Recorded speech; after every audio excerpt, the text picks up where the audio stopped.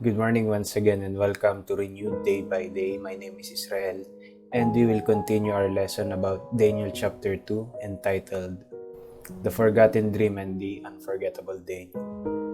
So last time we talked about the dream. So this is our outline and we are proceeding to the second topic, which is the dilemma. Let me read to you first Daniel chapter 2 verses 4 to 9. Then the astrologers answered the king in Aramaic, "O king, live forever. Tell your servants the dream, and we will interpret it." The king replied to the astrologers, "This is what I have firmly decided. If you do not tell me what my dream was and interpret it, I will have you cut into pieces and your houses turned into piles of rubble. But if you tell me the dream and explain it, you will receive from me gifts and rewards and great honor. So tell me the dream and interpret it for me." Once more they replied, "Let the king tell his servants the dream, and we will interpret it."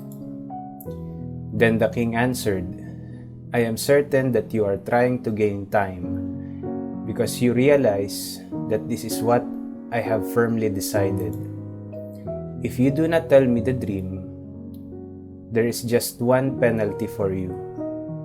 You have conspired to tell me misleading and wicked things, hoping the situation will change. So then, tell me the dream, and I will know that you can interpret it for me." So we have points to remember in verses 4 to 9. So the first one is, the language used here is Aramaic. It is used in that times, sa time ng Babylon, in courts o sa mga korte. Therefore, we can say that this meeting made by the king is a formal type of gathering. So this is serious stuff, mga kapatid. Also, I would like to add that in the previous verses that we read, I believe that since this is a formal gathering and Aramaic language is only used in the Babylonian courts, meron silang court etiquette na tinatawag. Kung mapapansin nyo, they always say, "O king, live forever," or "Long live the king." Isa ito sa napansin ko na kagandahan ng book ng Daniel, kasi it tells us that human nature has changed very little through the centuries. Kasi we know sa court, di ba, they always use your honor. So that's the beauty of it. And which will lead me to the very heart of these verses 4 to 9. Notice that the servants mentioned to the king 2 times, dalawang beses nilang binanggit na, "Tell his dream and they will interpret it." Naniniwala ako, mga kapatid, na meron silang dream reading system. We are all aware of that. Na this dream reading system na throughout the centuries nakarating dito sa ating present times, di ba? Pag daw na naginip ka na nabunot ang iyong ngipin, may mawawala daw or may mamamatay.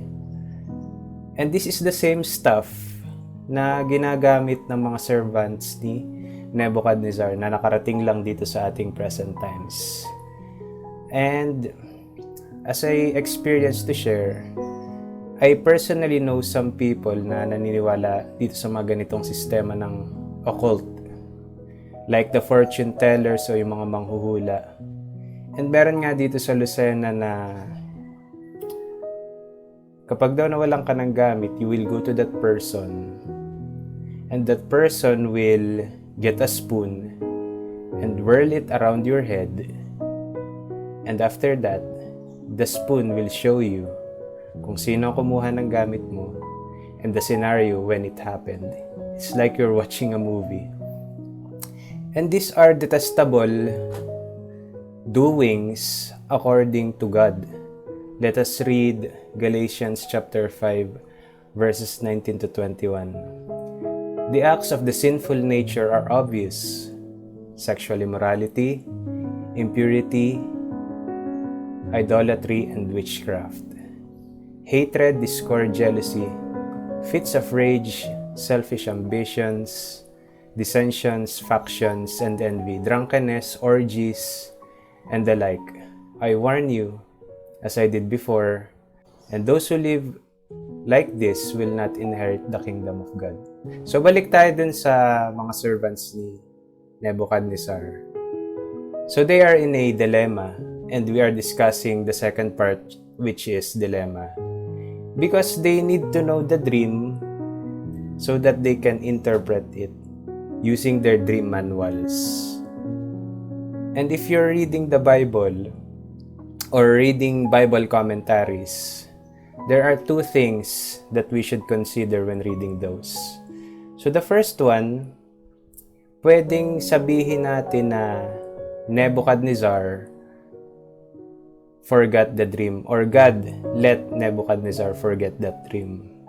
Kasi this is God's setup so that He can show their type of religion and their servants is a fraud o mga peke. And secondly, pwede rin nating sabihin na Nebuchadnezzar is too smart, masyado siyang matalino na hindi niya bibilhin ang ganitong sistema. Parang sinasabi niya na ayaw niya sabihin yung panaginip niya sa mga servants niya kasi since they are very good, magagaling sila sa mga ganitong gawain na mag-interpret and dealing with the occult. Sige, interpret mo yung dream ko at sabihin sa akin. He is basically testing his servants. And I believe na dito sa verses na to, God is using this dilemma to set up the grand entrance, or using Daniel as his mouthpiece, because we know in Daniel chapter 1 verses 17, he can understand visions and dreams of all kinds. And I would like to end with that. We will see again next week to continue the third part, which is deficiency and the decree. And I hope you learned something from me. This is Israel, and I'll see you again next week.